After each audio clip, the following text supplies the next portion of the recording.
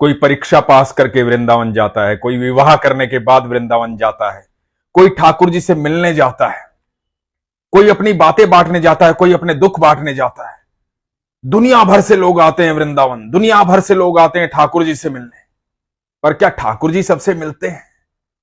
ठाकुर जी सबकी बातें सुनते हैं? ये जानना चाहते हो तो ये प्रसंग सुनो, बड़ा ही अद्भुत प्रसंग है। हरे कृष्ण दोस्तों, मैं हूं अनुज शर्मा। अमृतसर में एक गांव है जंडियाला गुरु। जंडियाला गुरु में रहती हैं किरण अरोड़ा। किरण अरोड़ा बताती हैं कि 25 अक्टूबर को उनका जन्मदिन आता है। तो इस बार 25 अक्टूबर को अपना जन्मदिन मनाने के लिए वो वृंदावन गई। वो ठाकुर जी को अपना पिता मानती हैं, तो अपने आप को ठाकुर जी की बेटी मानती हैं। तो मन में भाव जागृत हुआ कि इस बार का जन्मदिन मेरे पिता के साथ मनाऊंगी, ठाकुर जी के साथ मनाऊंगी। और ये सोच करके वृंदावन चली गई। जब वृंदावन पहुंची, ठाकुर जी के मंदिर के प्रांगण में गई, ठाकुर जी को निहारा, काफी देर देखा, लेकिन मन में यह भाव आया कि ठाकुर जी के पास समय ही नहीं है उन्हें देखने का। उनका जन्मदिन है, लेकिन ठाकुर जी उनसे बात ही नहीं करना चाहते हैं। ठाकुर जी बहुत व्यस्त हैं। किरण अरोड़ा जी बताती हैं कि मन में बिल्कुल भी भाव नहीं आया। मन बहुत दुखी हुआ। जिस चाव से मैं वृंदावन आई थी, वो सारा चाव मेरा खत्म हो गया, सारी खुशी खत्म हो गई। मेरा जन्मदिन था और ठाकुर जी व्यस्त थे। मुझे ठाकुर जी में वो भाव नजर नहीं आया। मेरे मन में वो भाव आया ही नहीं कि मैं ठाकुर जी से मिलने आई। बड़े उदास मन से ठाकुर जी के दर्शन करके, बाके बिहारी के दर्शन करके मंदिर से बाहर निकली। अगले दिन सुबह हुई 26 अक्टूबर को। फिर मन में भाव जागृत हुआ कि एक बार जाकर के बिहारी जी से मिल के आती हूं, ठाकुर जी से मिलकर आती हूं। किरण अरोड़ा जी बताती हैं कि 26 अक्टूबर को शाम को 7 बजे फिर से बिहारी जी के मंदिर में गई। आज जब बिहारी जी के मंदिर में गई, ठाकुर जी के मंदिर में गई, वहां तो लगातार भीड़ रहती है। दुनिया भर से लोग आते हैं ठाकुर से मिलने। कुंज की गलियां हमेशा भरी रहती हैं। ठाकुर के चाहने वाले दूर दूर से आते हैं। मंदिर के प्रांगण में घुसने के बाद किसी का वहां से हिलने का मन नहीं करता, किसी का वहां से हटने का मन नहीं करता। हर कोई ठाकुर जी को निहारना चाहता है, ठाकुर जी को देखना चाहता है। और हमारे ठाकुर जी भी ऐसे हैं, सबको उतने ही प्रेम से, उतने ही भाव से देखते रहते हैं। ना किसी की नजर हटती है, ना वो नजर हटाने देते हैं। तो किरण जी बताती हैं कि 26 अक्टूबर को शाम को 7 बजे जब ठाकुर जी के मंदिर में गई और ठाकुर जी को देखा, तो बाके बिहारी को देखती रह गई। खो गई थी, बस निहार रही थी बाके बिहारी को। बाके बिहारी उन्हें देख रहे थे और वो बाके बिहारी को देख रही थी। मन में जितने भी भाव थे वो सब शून्य पर चले गए थे। ना भीड़ दिखाई देती है, ना लोगों की आवाज सुनाई देती है, बस ठाकुर जी दिखाई देते हैं। ये संबंध होता है ठाकुर जी और आपके बीच का, जो सिर्फ आप ही समझ सकते हैं। जो ठाकुर जी को देख रहा होता है वो शून्य पर होता है। उसके मन में कोई प्रश्न नहीं बाकी रह जाता, किसी प्रकार की कोई शिकायत बाकी नहीं रह जाती, बस ठाकुर जी को देखता रहता है। किरण जी भी ठाकुर जी को निहार रही थी, देख रही थी। देखते देखते काफी देर हो गई, मन नहीं कर रहा था वहां से हटने का। सिक्योरिटी वाले ने कहा कि अब आगे बढ़ो, आगे जाओ।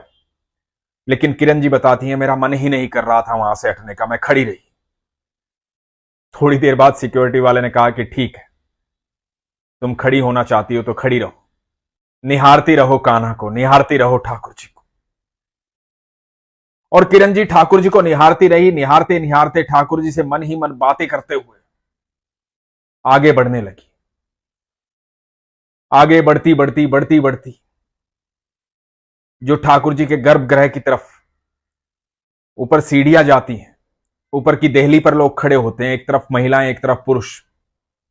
तो जहां महिलाएं खड़ी होती हैं वहां जाकर के खड़ी हो गई ग्रिल के पास। अब ठाकुर जी के बिल्कुल करीब पहुंच गई थी। ठाकुर जी को निहार रही थी, बस देख रही थी।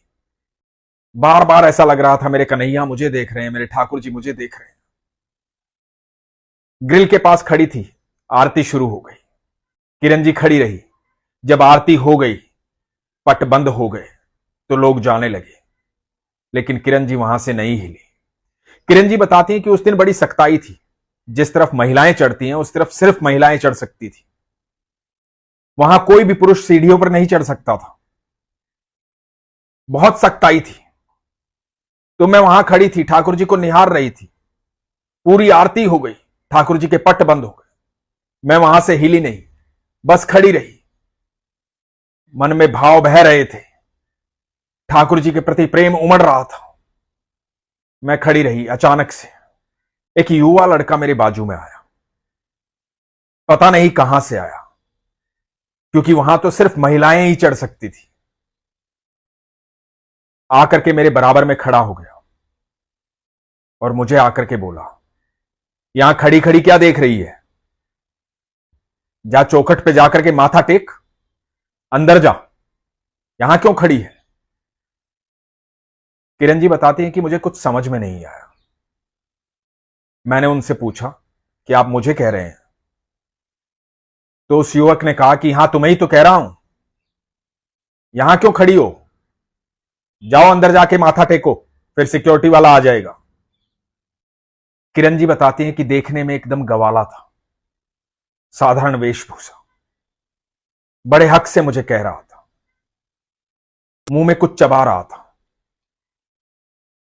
इतना जोर दे करके, इतने भाव से उसने कहा कि मेरे अंदर एक ऐसी ऊर्जा आई कि जहां गोस्वामी जी बैठते हैं, मैं वो ग्रिल कूद करके अंदर चली गई और जाकर के चौखट पर माथा टेक दिया। चौखट पर माथा टेका, भगवान से बातें की। ऐसा एहसास हुआ जैसे मेरे बिहारी जी मुझे गले लगा रहे हैं, जैसे कह रहे हैं कि मेरी बेटी आ गई तू, तेरा ही तो इंतजार कर रहा था मैं भाव विभोर हो गई। मुझे लगा कि मैं आज ठाकुर जी से मिल ली हूं, मेरी मुलाकात हो गई है बिहारी जी से। सिक्योरिटी वाला भी आया, उसने सबको हटाया, लेकिन मुझे नहीं हटाया। जब मैंने माथा टेका, माथा टेकने के बाद मैं उठी और उठ करके मुड़ के देखा, तो वहां कोई युवक नहीं था। मानो जैसे वो प्रकट हुआ हो, मानो जैसे अवतरित हुआ हो, और मुझे सिर्फ ये कहने आया हो कि माथा टेक ले अंदर जाकर के, और उसके बाद एकदम से गायब हो गया, अदृश्य हो गया। मेरे मन में आया कि मेरे बिहारी जी स्वयं आए थे, क्योंकि कल मैं नाराज होकर चली गई थी। कल मुझे मंदिर में आकर भी भाव नहीं आया था। मेरा जन्मदिन था, मेरे ठाकुर जी मुझसे मिले नहीं थे, मेरे मन में यह भाव रह गया था। लेकिन आज वो स्वयं आए, मुझे भीतर बुलाया, चौखट पर माथा टेका। मुझे ऐसी अनुभूति हुई जैसे मुझे गले लगाया हो। मुझे ऐसा लगा जैसे मुझे सब कुछ मिल गया हो। ऐसी अनुभूति मुझे जीवन में कभी नहीं हुई। किरण अरोड़ा जी बताती हैं कि आज भी ऐसा लगता है कि वो आलिंगन मैं महसूस कर पा रही हूं। आज भी मुझे बार बार उस युवक की आवाज सुनाई देती है। मुझे बार बार वो अनुभूति होती है, और जब भी वो अनुभूति होती है तो आंखों में अश्रु आ जाते हैं, प्रेम उमड़ आता है, मेरे भाव उमड़ आते हैं। दोस्तों, आप यकीन मानना, जो भी वृंदावन जाता है वो अपनी मर्जी से नहीं जाता है, उसे स्वयं ठाकुर जी बुलाते हैं। स्वयं कन्हैया उनसे मिलना चाहते हैं, स्वयं बाके बिहारी उनसे मिलना चाहते हैं। हम ये कहकर जाते हैं कि हम ठाकुर जी से मिलने जा रहे हैं, लेकिन सच ये है कि ठाकुर जी जिनसे मिलना चाहते हैं उन्हें वृंदावन बुलाते हैं। और जो भी वृंदावन जाता है, जो भी बांके बिहारी से मिलने जाता है, जिस भाव से जाता है वो भावपूर्ण होता है। यदि आप दर्शन करने जाते हैं तो आपको दर्शन होते हैं, आप मिलने जाते हैं तो आपकी मुलाकात होती है, आप उनसे बातचीत करने जाते हैं तो वो आपसे बातचीत करते हैं, आप उन्हें निहारने जाते हैं तो वो भी आपको निहारते हैं। जिस भाव से आप वृंदावन जाते हैं वही भावपूर्ण होता है। वृंदावन जाना आसान नहीं है। समुद्र शास्त्र में लिखा है कि कई जन्मों के बाद ऐसा जन्म आता है जब जीव वृंदावन जा पाता है। हम सब खुशियां, सब दुख अपने ठाकुर से बांटना चाहते हैं क्योंकि हम उनसे प्रेम करते हैं। हर जीव को ठाकुर जी समान रूप से प्रेम करते हैं, इसलिए ठाकुर जी ही वो हैं जिन्हें आप अपना साथी बना सकते हैं। हर रिश्ता उनसे रख सकते हैं। कोई उन्हें पिता मानता है, कोई पुत्र मानता है, कोई दोस्त मानता है। आप जैसा चाहें वैसा रिश्ता रखें, ठाकुर जी आपका हर रिश्ता निभाते हैं। आपका विश्वास होना चाहिए। इसीलिए हमेशा कहता हूं, अपने विश्वास को मजबूत रखिए, अपना ख्याल रखिए। हरे कृष्ण।